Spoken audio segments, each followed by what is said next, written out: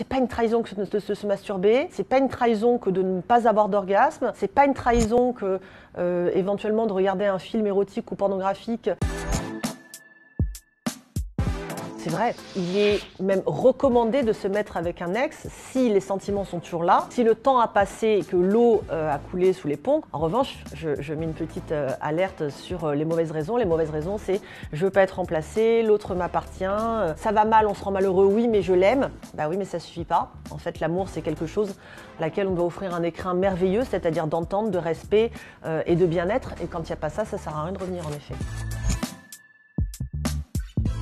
Alors, l'amitié homme-femme existe vraiment s'il n'y a pas d'attirance physique. Ceux qui disent on n'est que amis, alors qu'on voit que quand même il est beau ce mec ou quand même elle est belle cette nana, je pense que c'est compliqué. Maintenant, s'il y a une ambiguïté, c'est plus de l'amitié. S'il n'y en a aucun de désir, il n'y a aucune ambiguïté, il n'y a aucune attirance, oui, ça peut être une pure amitié. Vrai, bien sûr qu'on peut coucher le premier soir. En fait, on peut coucher quand on veut, quand c'est bon pour nous, quand c'est bon pour l'autre, quand c'est consenti des deux côtés, qu'on est à l'aise et qu'on en a l'envie. Pour moi, la stratégie n'a pas sa place dans l'amour.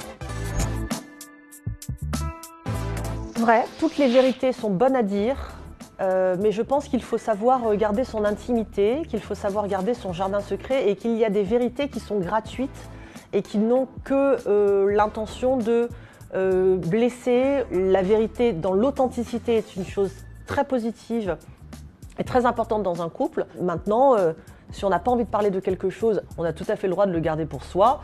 Finalement, ça nous appartient. Alors, il y a eu des démonstrations en effet pseudo-scientifiques prouvant en effet que l'amour durerait 3 ans. Parce que, en effet, au bout de 3 ans, un enfant qu'on aurait eu au début de la relation commence à être viable, donc on n'a plus besoin du couple pour l'élever. Je ne pense pas que l'amour dure 3 ans, je pense en revanche que l'engouement peut durer 3 ans. Vrai ? Enfin, oui, je t'avoue que ça m'inquiète un peu qu'en 2022, on se pose encore cette question. C'est pas une trahison que de se masturber, c'est pas une trahison que de ne pas avoir d'orgasme, c'est pas une trahison que éventuellement de regarder un film érotique ou pornographique si ça ne dérange pas l'autre. Il ne faut pas que ce soit fait de manière cachée, il faut que ce soit fait de manière assumée et ça ne regarde que cette personne. Si l'autre, ça la blesse, je suis désolée, mais c'est son problème.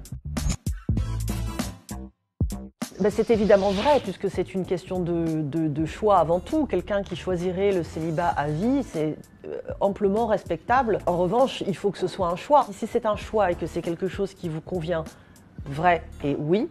Si c'est quelque chose qui vous fait souffrir et que c'est une résignation, non et faux.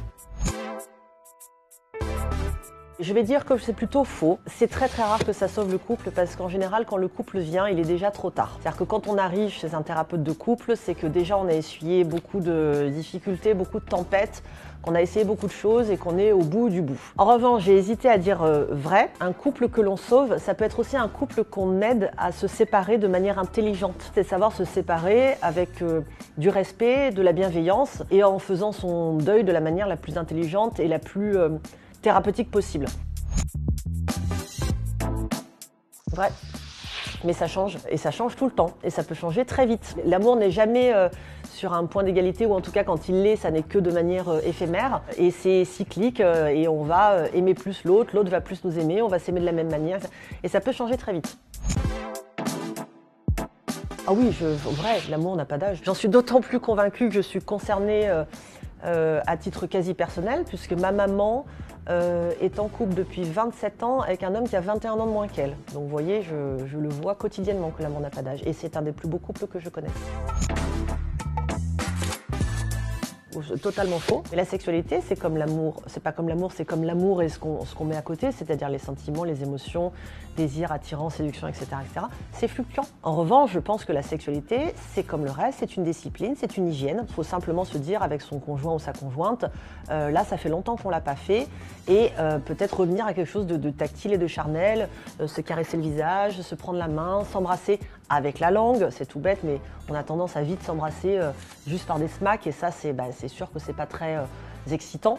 Donc oui, la sexualité, c'est quelque chose qui c'est une hygiène comme le reste dans le couple. Ah vrai, je vois l'intérêt pour personne. Alors ça pour le coup, pour moi, c'est un mensonge. Il faut pas simuler pour soi et il faut pas simuler pour l'autre parce qu'en fait, on n'est pas là pour réparer les égos des autres. Si l'homme ou la femme que vous avez en face de vous n'a pas assez de sagesse, de maturité ou de confiance ou d'assurance en lui ou en elle pour comprendre que l'orgasme n'est pas une course et que le plaisir peut venir de 1000 façons, ben c'est quelque chose il ou elle a travaillé de son côté et c'est pas à vous de le faire. C'est tout à fait vrai. La sororité est quelque chose qui m'anime de plus en plus, c'est-à-dire regrouper des femmes entre elles dans une communauté où l'énergie féminine a sa place et est mise à l'honneur. Et je suis en train de créer un projet, une offre de coaching assez inédite et exclusive qui justement met à l'honneur la femme et son énergie dans l'intention de faire rencontrer à ces femmes l'âme sœur, mais en allant évidemment avant toute chose à la rencontre de vous-même et de votre féminité.